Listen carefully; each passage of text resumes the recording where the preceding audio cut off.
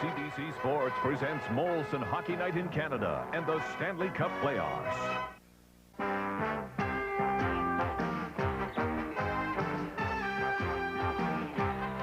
Molson Hockey Night in Canada on CBC. While some players have sparkled at key times, others try simply to survive the test of time. Having your clock cleaned is common in this series, and no one is accepted. The LA Kings suffered key casualties in Game 2. Thomas Sandstrom and Bob Kudelski both fell victim to Craig Muni's hit parade. Heads are up, the teams even up as we get set for Game 3 in Edmonton. Tonight's telecast is brought to you by Molson Canadian, what beer's all about. By Ford of Canada, where quality is more than a commitment. Quality is job one. By Esso Associates and Imperial Oil. You're on your way with Esso. And by Pepsi. It's got what it takes.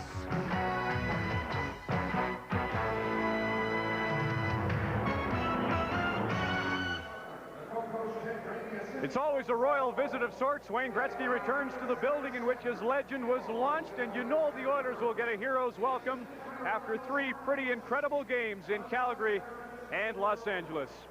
Good evening and welcome to Game 3 of the Smythe Division Final. I'm Ron Maclean for Molson Hockey Night in Canada on CBC in the Stanley Cup playoffs. The Edmonton Oilers have a theme song in 1991. It's by Canadian rock group Bachman Turner Overdrive called Let It Roll. It's from an album called Not Fragile, and how appropriate. The Oilers' resiliency has been really astonishing. In Game 7 against Calgary last Tuesday, they were down 3-0 in the first period and rallied. I'm sure then the mayor of Calgary, Al Dewar, never thought he'd be at Northlands Coliseum tonight.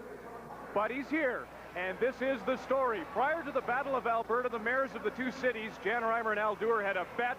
The losing mayor would have to come to the other city after the series and flood the arena.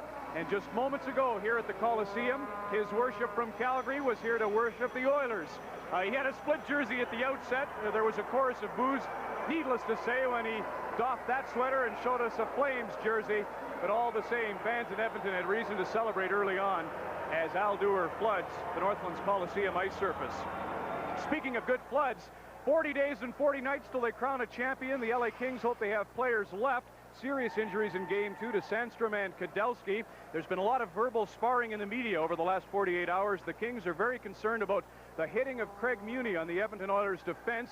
They've sent tapes to Brian O'Neill at the league office regarding Muni and his exploits. For his part, John Muckler of the Edmonton Oilers says the Kings are guilty of foul play, and he says not just in the game 2 nights ago.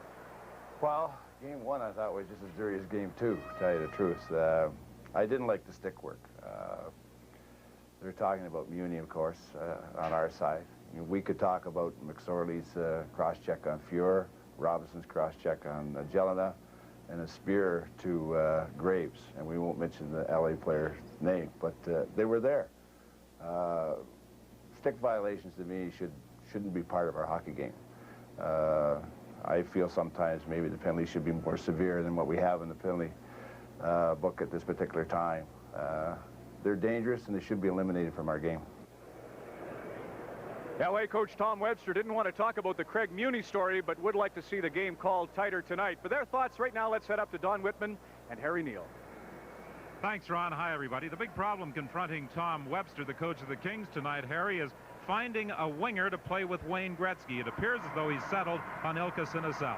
Well, that's a big assignment, you know. It's not easy to play on the wing with Gretzky. Look how long it took Edmonton to find Esso Pepsi, and you're looking for a guy with good speed to back the defense off to give Gretzky room to do his things.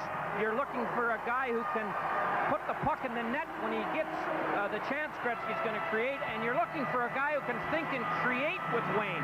And those kind of guys are nearly impossible to find. Webster chose Sinisalo. We'll see whether that's a good choice or not. Well, after 3 overtime games on the road, this crowd at Northlands Coliseum is ready to roar as the Edmonton Oilers skate out onto the ice.